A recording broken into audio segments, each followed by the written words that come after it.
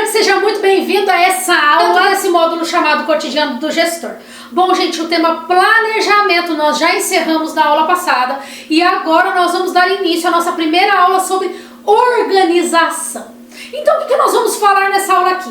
Sobre estruturas e processos da organização, que todo gestor precisa saber.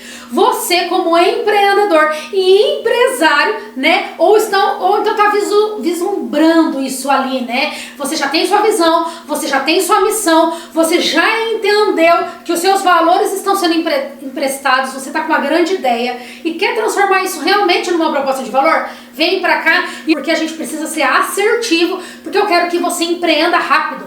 Vamos errar rápido, acertar rápido e chegar aí naquilo que a gente pode chegar. Bom, mas do que se trata aí de organização, estruturas e os processos que ela tem, que eu preciso como gestor saber, não é essa pergunta que você está me fazendo? Então vamos lá. A gente já concluiu a tarefa de planejamento aqui.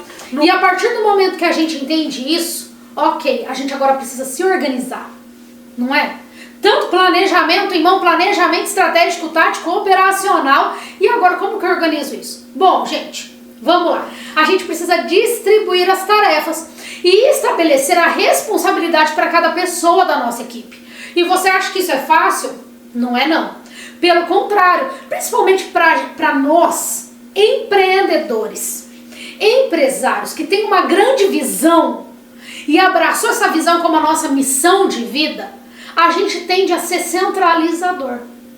Eu não tô falando a verdade aqui. Então, quando a gente tem pessoas envolvidas, quando a gente tem uma equipe aqui, o que a gente precisa visualizar? Um futuro a percorrer, certo? Antigamente, as empresas, elas priorizavam níveis hierárquicos amarrados, muito fechados, e que a gente não podia sair muito daquele modelo. Não sei se você já trabalhou para uma empresa, para uma grande empresa, ou até para uma pequena, mas que ela era bem estruturada hierarquicamente. E aí você lembra disso? Gente, aquilo ela tinha uma certa eficiência, mas ela não deixava as pessoas cocriar junto com você.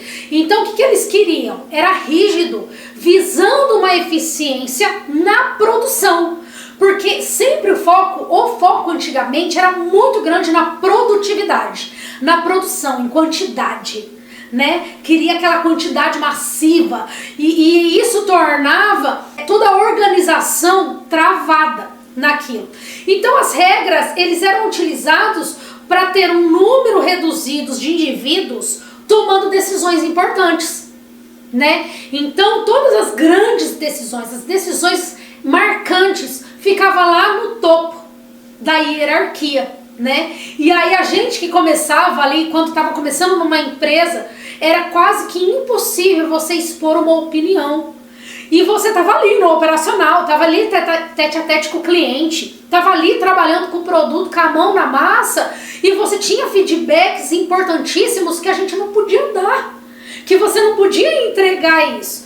E você notou, vem aqui comigo, governante, que isso mudou muito de alguns anos para cá. A realidade que a gente vive atualmente não é mais assim.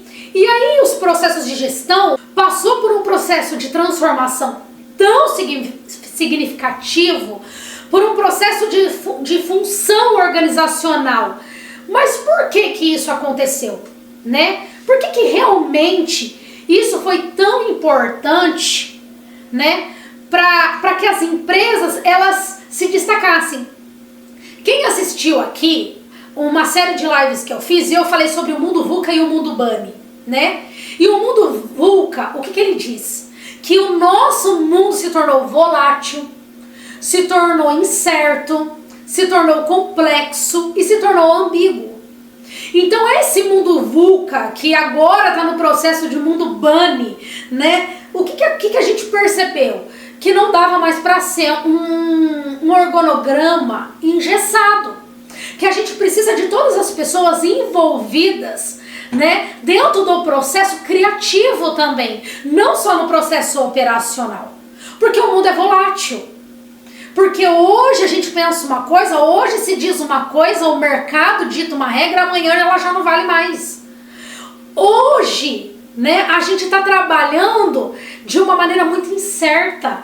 E essa incerteza nos faz ser cada vez mais criativos. E nós precisamos trabalhar com a criatividade. Porque, gente, vamos lá. O que é inovação? A inovação, ela nada mais é do que a junção de uma grande ideia, né, com uma criatividade muito assertiva. Entregamos um produto inovador, entregamos um serviço inovador. Então, o que a gente caracterizou com essa volatilidade? Um mundo inconstante. E essas condições não estão permitindo que a gente crie estruturas rígidas mais.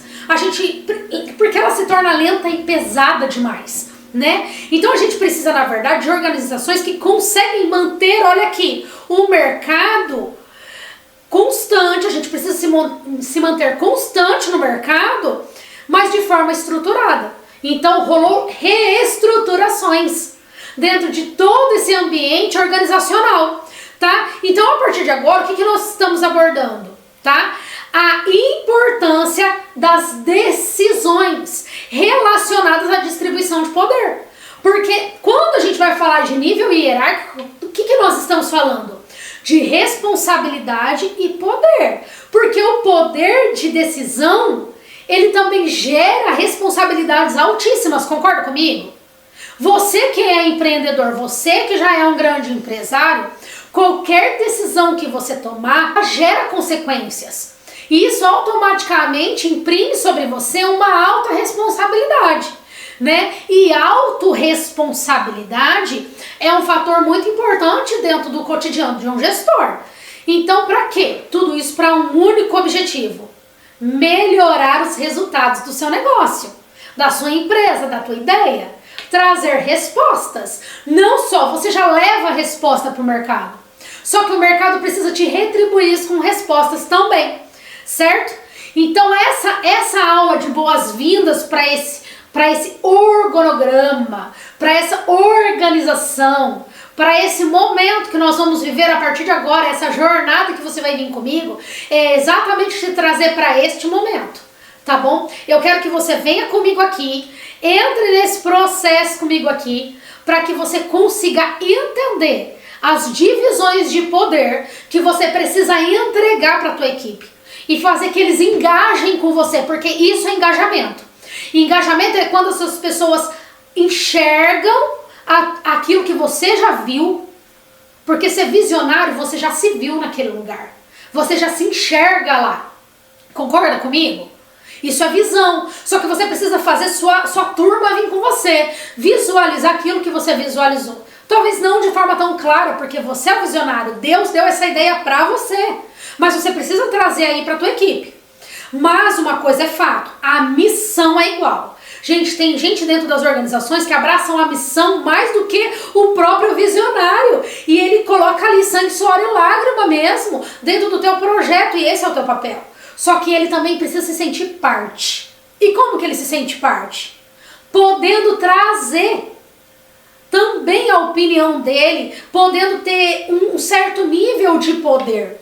E aí é que nós vamos entender melhor quanto de poder cada membro da sua equipe pode ter e qual é a transformação que isso vai gerar nele e no teu negócio, e quais os resultados que isso vai trazer para todo mundo, tá bom? Então na próxima aula nós já vamos aí entrar um pouquinho mais profundo nessa ideia. Nós vamos falar sobre entendendo a estrutura organizacional. Então a gente precisa entender essa estrutura, concorda? Então bora falar de estrutura um pouquinho. Te vejo na aula 11 e até lá!